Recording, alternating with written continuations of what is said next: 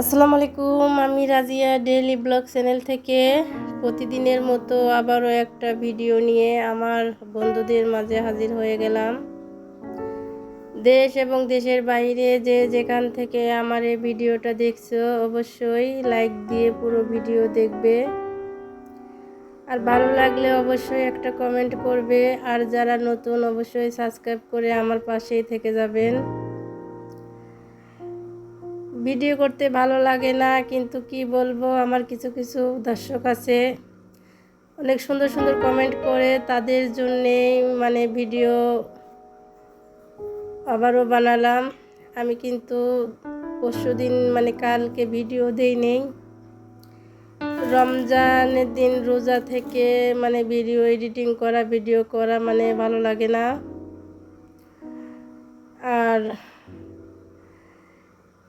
একটা কথা বলতে চাই যে যে কোনো জিনিস নিজে ইনকামের টাকা দিয়ে কেনা আনন্দই আলাদা, সেটা হোক 1 টাকা বা 2 টাকার জিনিস, কিন্তু নিজের ইনকামের টাকা দিয়ে কিছু কিনতে পারলে কিন্তু অনেক খুশি লাগে, অনেক ভালো লাগে।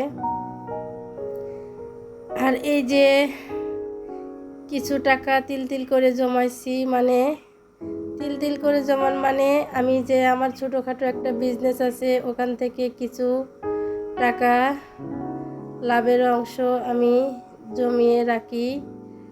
তারপরে যে কিছু টেলারি কাজ করি, ওখান থেকে কিছু টাকা সঞ্চয় করি।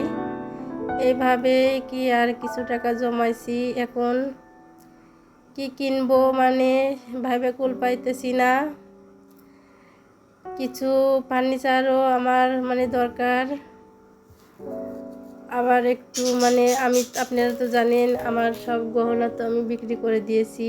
তে একবার ভাবতেছি যে একটা হাতের ছোট আংটি কিনবো নাকি ঘরের ফার্নিচারই কিনবো। এর আগে তো আমি টাকা জমাইয়া কিন্তু ঘরের সোফা এক সেট এনেছি সেগুন কাঠের। তার আগে আবার টাকা জমাইছিলাম একটা সেগুন কাঠের দেশিন এসেছিলাম। এভাবেই টাকা জমায় জমায় কিন্তু আমি একটা একটা করে ঘরের আর কি ফার্নিচারগুলো কিনে থাকি। আর ঘরে এদারিং কিন্তু আমার ঘরে একটা খাট ছিল, অনেক বড় খাটটা আমি খুলে বিক্রি করে দিয়েছি, যেহেতু খাটটার জন্য রুমের মধ্যে একটু জায়গা কম হয়। আর আপনাদের ভাইয়াকে বলছি যে ছোট দেখে একটা খাট কিনতে, তেও বলতেছে তোমার কাছে তো টাকা আছে, তুমি খাট কিনো। বলে না, আমি খাট কিনবো না। আমি বলছি যে আমার অন্য একটা জিনিসের স্বপ্ন আছে, আমি সেটা কিনবো, তুমি খাট কিনো।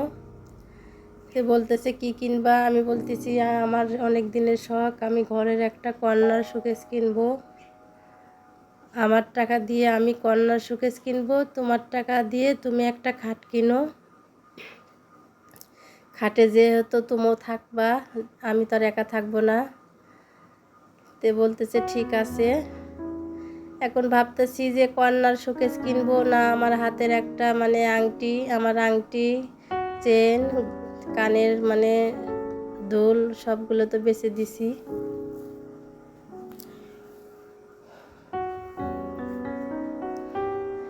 যাই হোক, যেটাই কিনি আপনাদেরকে অবশ্যই শেয়ার করব। আর আপনারা কমেন্টে জানাবেন যে আমি কি কিনবো, ঘরের ফার্নিচার কিনবো নাকি স্বর্ণর কিছু কিনবো। টাকা বেশি জমাই নেই আর কি, 15-16 হাজার টাকার মতো, আর এরকমই। এই টাকা দিয়ে কী কিনবো আমি নিজেও যেভাবে কুল পাই না। হাতে টাকা থাকলে যে কত স্বপ্নেই দেখি। কে কে আমার মতো স্বপ্ন দেখেন? টাকা কিন্তু কম, স্বপ্ন দেখি অনেক বড়। যাই হোক, কথা বলতে বলতে কিন্তু এই যে এখানে 5টা ব্লাউজ আর হলে 3টে যে ছায়া কাপড় কেটে নিলাম। কাটার পরে আবার এই যে আমার এই যে কিউট কিউট 2টা পাখি আছে, এই পাখির খাঁচাটা অনেক নোংরা হয়ে গেছে, যেহেতু পাখিগুলো আমার রুমেই থাকে। তো ভাবলাম যে পাখির খাঁচাটা একটু পরিষ্কার করি। আর আমার এই যে একটা পুরাতন খাঁচা ছিল, ওই খাঁচার ভিতরে কিন্তু আমি পাখিগুলো ঢোকাবো এখন। আর এই পাখিগুলো কিন্তু হাতে কামড় দিলে কিন্তু একদম গোস্ত মানে ওঠায় নেয়, এদের দাঁতে কিন্তু অনেক দাঁড়। এই জন্য আমি কিন্তু ওই যে হাতে ওড়নাটা পেঁচে নিয়ে তারপরে এই যে পাখিগুলো ধরে এই খাঁচায় দিয়ে দিলাম। আর এখন আমি এই খাঁচাটা পরিষ্কার করে নিব। আর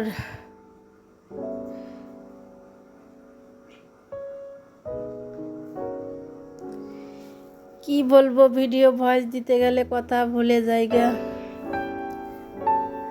এই যে আবার মাছ এনেছে আপনাদের ভাইয়া, এগুলো কি মাছ কয়, সেই মাছগুলো কেটে ধুয়ে পরিষ্কার করে নিলাম।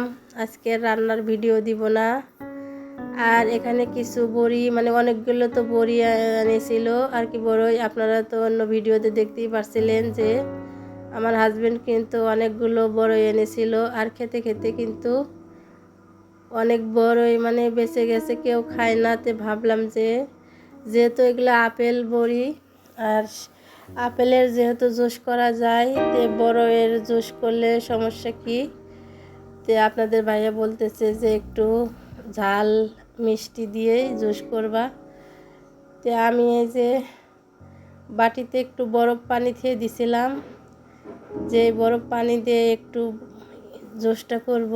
তা দেখি যে বাটির সাথে এমনভাবে আটকাইছে যে আমি বাড়িও মানে ছাড়াতে পারলাম না। যাই হোক, বেশি চাপাচাপি করলে হয়তো বাটিটাই ভেঙে যাব। আমি এই যে বড়িতে একটু চিনি দিয়ে দিলাম। আর এই যে এখানে মরিচের গুঁড়ে দিয়ে বিট লবণ মাখানো আছে, এই বিট লবণ দিয়ে কিন্তু অনেক বড়ি আমার ছেলে মেয়ে খেয়ে ফেলছে। যাই হোক, এই যে আমি জুসটা ব্লেন্ডার করে নিলাম। খেতে মাশাআল্লাহ ভালোই হয়েছিল, যেহেতু টক মানে মিষ্টি ঝাল আর অনেক টাইট হয়ে গেছে।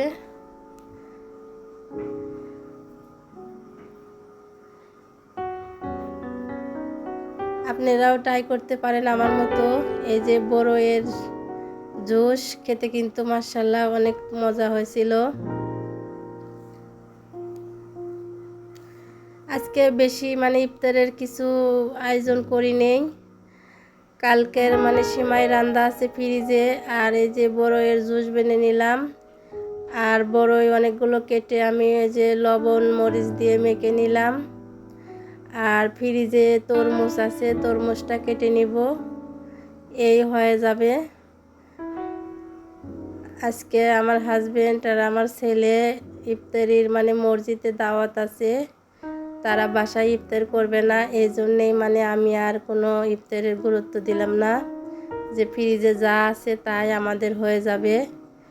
যত চিন্তা, এই যে কালকের কিন্তু শরবত বেঁচে গিয়েছিল, সেগুলোও কিন্তু আছে। আর বাসায় যদি ছেলে মানুষ না থাকে, মেয়েদের কিন্তু যা হয় তাই দিয়ে হয়ে যায়। আর ছেলে মানুষ বাসায় থাকলে কিন্তু তা হয় না। আর এই দেখেন তরমুজটা কিভাবে খেয়ে ফেলছি মাঝখান থেকে। আর তরমুজের মাঝখানটাই কিন্তু অনেক বেশি মজা লাগে। যাই হোক, এখন এই যে সাইডগুলো আমি কেটে নিব। আর আমার মেয়ে বলতেছে যে মানে চুচা শুদ্ধে কেটে নিবা, এতে চুচা ধরে ধরে কামড়ে খেতে ভালো লাগে। তো ওদের জন্যে কিন্তু আমি এই চুচা শুদ্ধে কেটে নিব। আর আমার জন্য এই যে এইভাবে পিস পিস করে কেটে নিব। যাই হোক, ভিডিওটা ভালো লাগলে অবশ্যই আবারও রিকোয়েস্ট, সুন্দর একটা কমেন্ট করবেন, পুরো ভিডিও দেখবেন।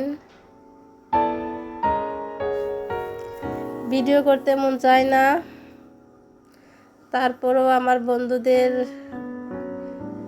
অনেক সুন্দর সুন্দর কমেন্ট করে, সেই কমেন্টের চিন্তা ভাবনা করে আবারও ভিডিও করি। যেহেতু নেশার মতো হয়ে গেছে, আমি ছাড়তে চাইলেও কিন্তু ছাড়া যায় না, কেমন যেন আবার মনে হয় যে আবার ভিডিও করি। যাই হোক, গতকাল আমি ভিডিও আপলোড দিতে পারিনি, শরীরটা অনেক মানে ক্লান্ত ছিল, ভালো লাগে নাই।